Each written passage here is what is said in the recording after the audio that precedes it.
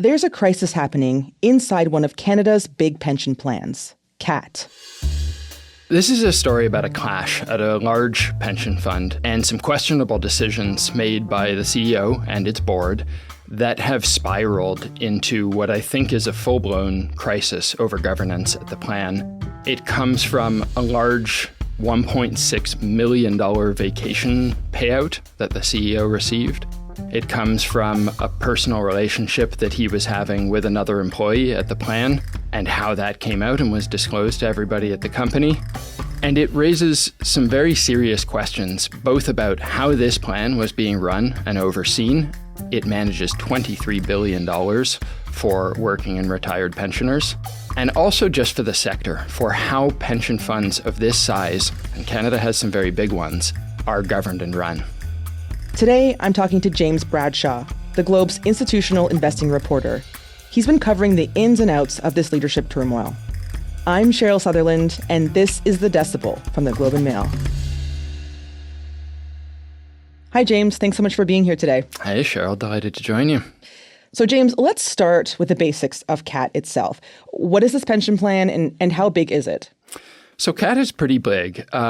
It is a pension plan that started out many years ago in 1967 as a pension plan for colleges in Ontario, what were called the Colleges of Applied Arts and Technology, which is where you get the acronym CAAT CAAT. CAAT. Yeah. But in recent years, it's changed a lot and it's grown very quickly.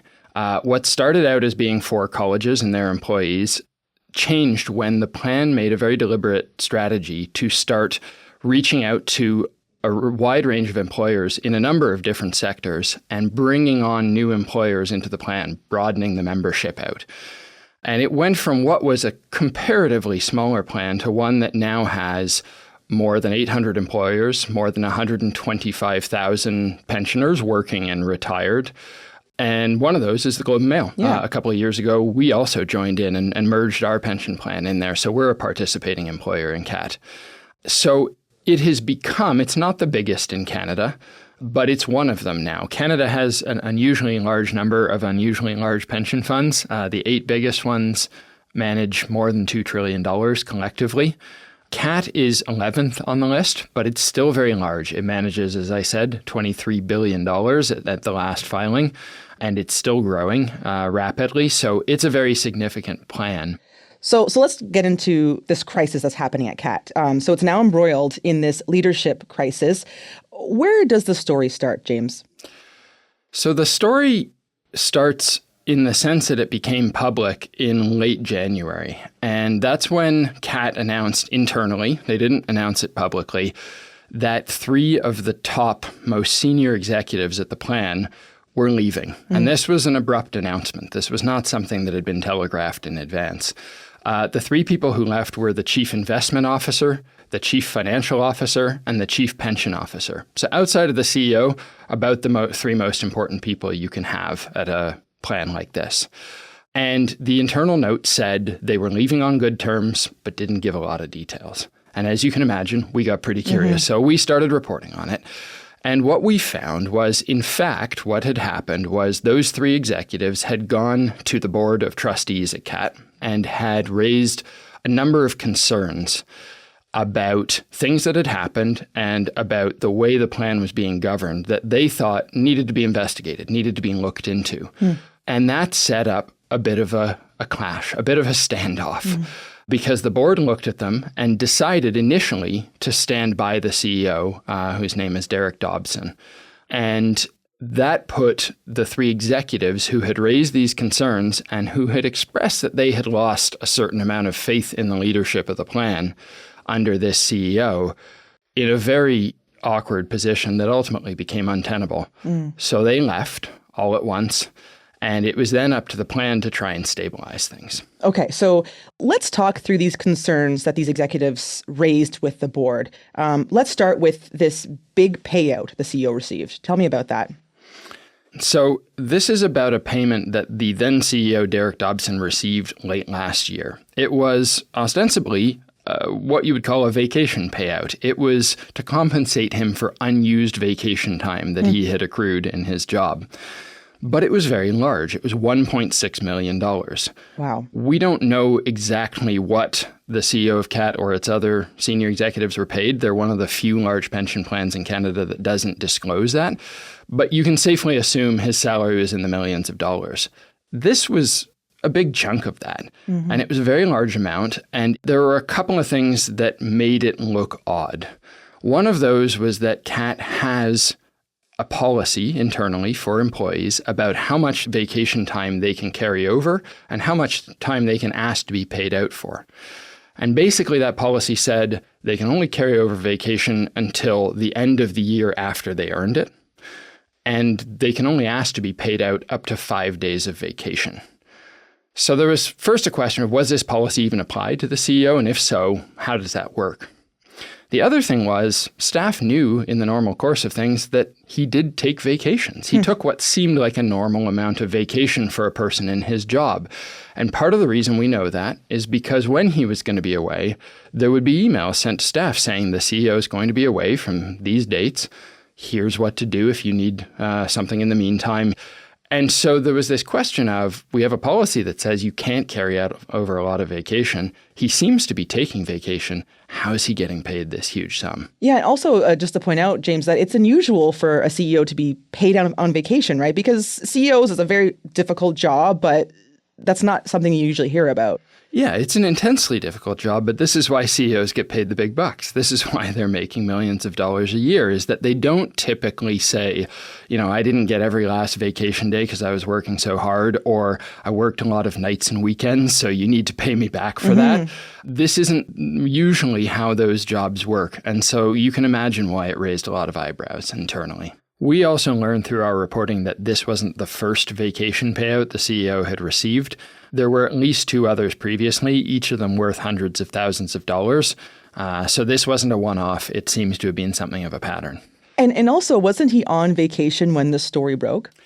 Yeah, we found out subsequently that when the Globe first broke the news of what had really happened and really led to these 3 executives leaving so abruptly, he was, in fact, on vacation in the Caribbean. He cut that short. He jumped on a flight home when that happened. But I think that added to the unrest about it for sure.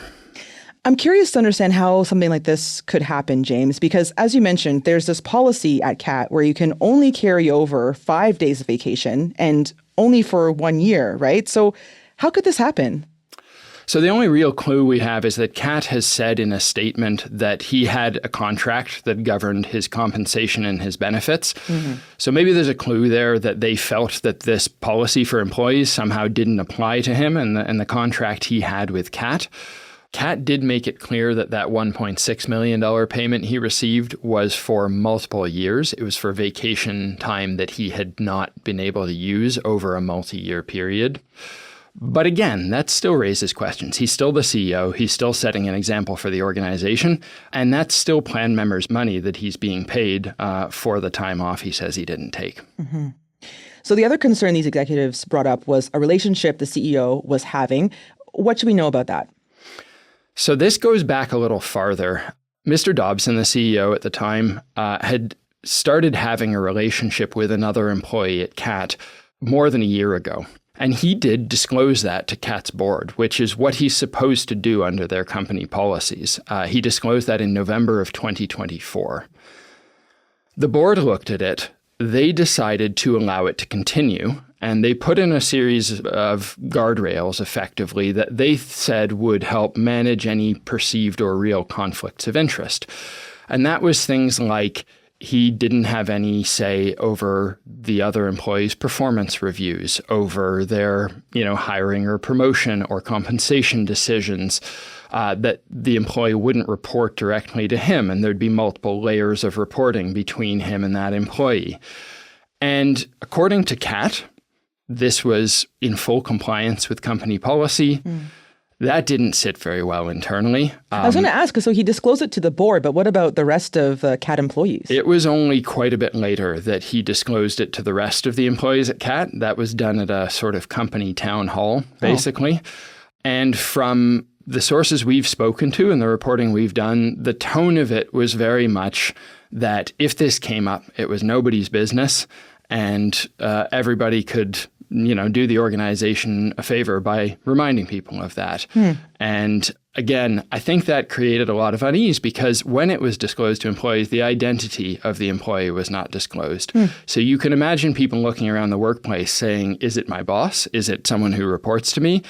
It just created a lot of unease internally. And it became a sort of simmering point of tension that when it added to the vacation payment and other things, ended up bubbling over. Yeah, the optics don't sound great at all. Were people surprised to see behavior like this, the payment and also this relationship from this CEO? Yeah, this was very off-brand. So Derek Dobson himself was known to be kind of a nerdy character. He had kind of an aw shucks persona. He had an actuary's background. He was somebody who did not project the kind of, Bay Street corporate hard-charging CEO kind of vibe. He was a different kind of character. And CAAT's leadership and employee base was like that too. They were a group of people that had kind of been built in that same image. And so I think that made this especially jarring because it felt at odds with what CAAT was supposed to be all about. Employees at CAAT sort of cheerily call themselves catsters. They got a nickname for themselves. And you could see that kind of culture and team spirit and morale, which has taken a big hit over the last couple of months. I can imagine for sure. I feel like everything's kind of seems like it's imploding, right? So that must be a shock for people that are working there right now. Yeah, and the good news, if there is some good news in all of this, is that the plan is very well funded. It's got a 124% funded ratio, which basically means they've got $1.24 for every dollar they expect to need to pay out in pensions in the future. And there's no sense at this point that there was financial impropriety, that the money wasn't being invested or managed properly. So for pensioners who are listening, who are members of CAAT, as far as anybody can tell, the money is still there. It's sound. It's being managed well. And that part of the plan is stable. But in terms of leadership, the way it's governed, who's in charge, the oversight, right now there's still a ton of upheaval and a real need for them to move to stabilize things. We'll be right back.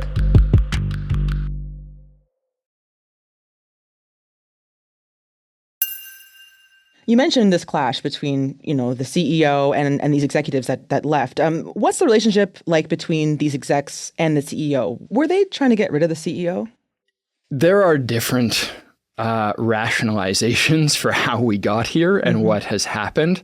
There is definitely a narrative where these three people were doing a principled thing and standing up for the plan and doing what they thought was right because they felt they couldn't stand by any longer and allow these things to continue.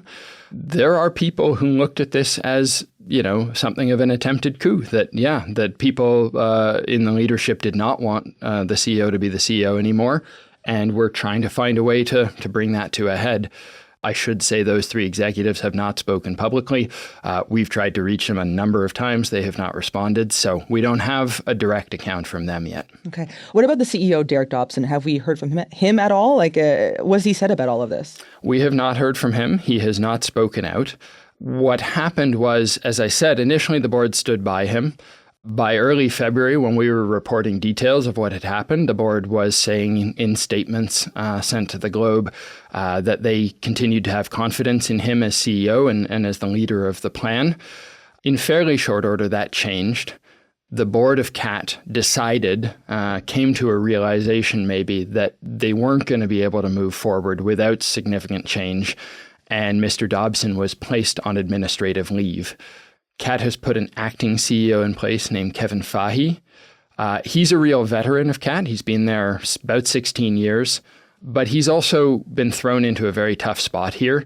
It was only about 3 weeks earlier that he was promoted to Chief Investment Officer when the previous CIO left as part of this wave of departures. And then within weeks, he was thrust into the acting CEO role. So he's got a lot on his shoulders right now. Moved jobs twice from CIO to CEO very quickly. That must be a lot for him. I don't envy the responsibilities he's got right now.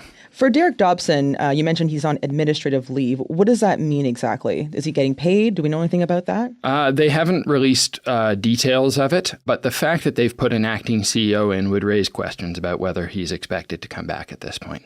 Okay, so it sounds like a lot of people have left. There's a lot of turmoil happening at the company. What kind of state is the leadership team in right now? Like, how does a company function like this? There's not a lot of it left, to be honest. The leadership team has been really hollowed out. And keep in mind, there are still several layers of management and leadership below that very top senior executive team. But in terms of that team, you now have the acting CEO. The chief strategy officer, Gillian Kennedy, is still in place.